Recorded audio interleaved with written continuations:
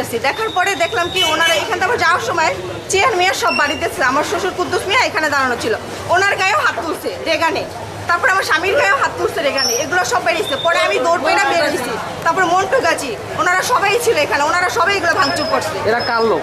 এগুলো হচ্ছে আবুল হোসেনেরও। রেখান গ্রুপ কার লোক তারা? এটা এই আবুল হোসেনের লোক, আবুল হোসেন গ্রুপ।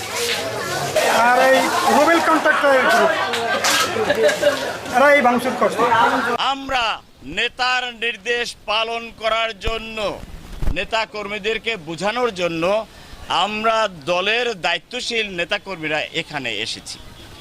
কিন্তু দুঃখজনক হলেও সত্য, এখানে এসে যা দেখলাম আমার পার্টির ভারপ্রাপ্ত চেয়ারম্যানের নির্দেশের পরিপন্থী।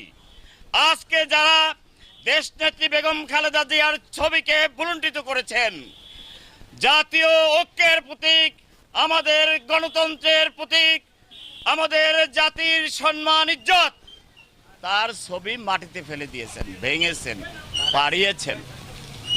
আমাদের নেতা জনাব তারেক রহমানের ছবি মাটিতে ফেলেছেন, ভেঙেছেন।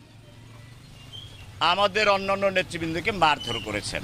বর্তমান জেলা বিএনপির আহ্বায়ক জনাব আবুল হোসেন খান, আবুলীয় গণতন্ত্র, সন্ত্রাসী কায়দা, এই যে সন্ত্রাসী কায়দা, জাসদীয় কমিটি, যারা জাসদ করে তাদের নিয়ে কমিটি।